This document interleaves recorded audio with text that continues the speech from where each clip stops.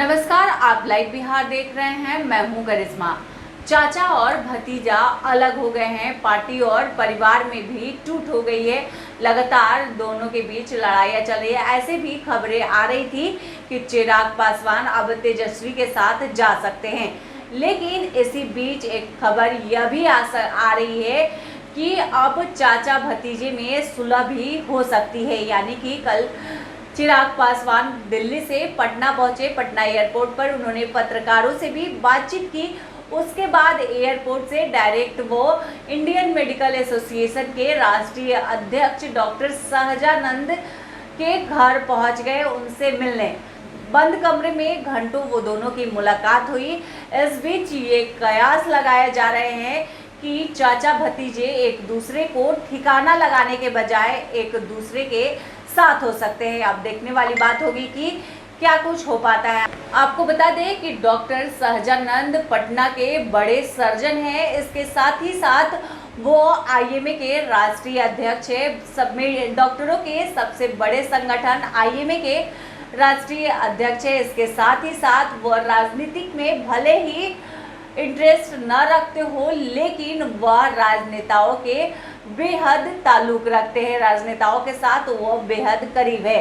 इसके साथ ही उनका पासवान परिवार से बेहद नजदीकियां भी है। बिहार के कई राजनेताओं से डॉक्टर सहजानंद की बेहद नजदीकी संबंध रहा है। डॉक्टर सहजानंद का रामविलास पासवान के पूरे परिवार से बेहद अंतरंग संबंध रहा है। वे स्वर्गीय रामविलास पासवान के नजदीकी तो थे ही, इसके साथ ही साथ पशुपति कुमार पारस भी उनके बेहद करीबी संबंध रहे हैं। लोजपा के सूत्र बता रहे हैं डॉक्टर सहजानंद से कुछ दिन पहले चिराग पासवान ने फोन पर बातचीत की थी। दोनों में यह तय हुआ था जब चिराग पासवान पटना आएंगे तो उनसे मुलाकात हो गई। चिराग पासवान ने खुद कहा था कि वे सहजानंद सिंह के घर आ जाएंगे। उसी बातचीत के बाद चिराग पासवान जब दिल्ली से पटना पहुंचे तो वो डॉक्टर सहजानंद सिंह से मिलने उनके घर पहुंच गए। चिराग जब दिल्ली से पटना पहुंचे तो एयरपोर्ट पर उनके स्वागत के लिए दर्जनों गाड़ियां खड़ी थी। चिराग पासवान ने ज्यादातर नेताओं को श्री कृष्णापुरी आवास पर रहने को कहा था। कुछ चुनिंदा नेताओं के साथ वे राजेंद्र नगर स्थित सहजानंद सिंह के आवास पर पहुंचे थे। पहले ड्राइंग रूम में औपचारिक मुलाकात हुई, फिर सहजानंद सिंह और चिराग पासवान बंद कमरे में चले गए। दोनों के बीच उस कमरे में तकरीबन आधे घंटे तक बातचीत हुई। चिराग पासवान के अपने करीबी नेताओं को भी नहीं बताया कि बंद कमरे में क्या कुछ बातें हुई। लोजपा में टूट के बाद सहजानंद सिंह की 3 दफे पशुपति पारस से मुलाकात हुई है। जो खबरें सामने आ रही है उसमें सहजानंद सिंह ने बंद कमरे में चिराग को पशुपति पारस के साथ मेलजोल कर लेने की सलाह दी है। इसके लिए एक फार्मूला भी तय करने की चर्चा हुई, लेकिन समझौते के फार्मूला पर आगे और बातचीत होगी।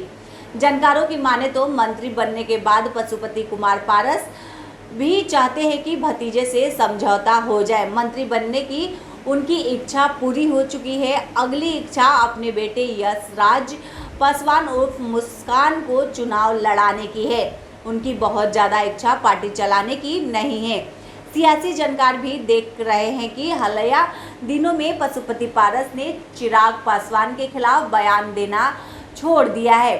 बुधवार को जब दिल्ली में पत्रकारों ने उनसे चिराग को लेकर सवाल पूछा तो उन्होंने कुछ भी बोलने से मना कर दिया।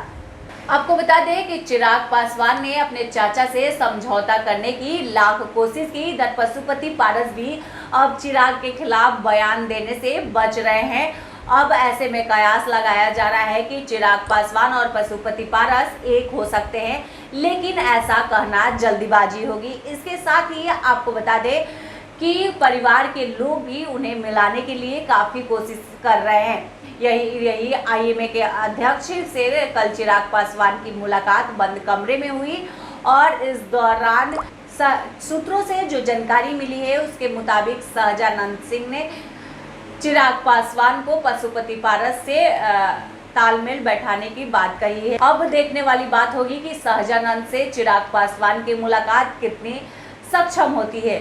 बिहार से जुड़ी तमाम अपडेट के लिए आप लाइव बिहार देखते रहें। धन्यवाद। अभी तक आपने हमारे चैनल को सब्सक्राइब न किया हो तो जल्द ही सब्सक्राइब कर लें। लाइव बिहार YouTube पर सब्सक्राइब और Facebook पर लाइक ज़रूर करें।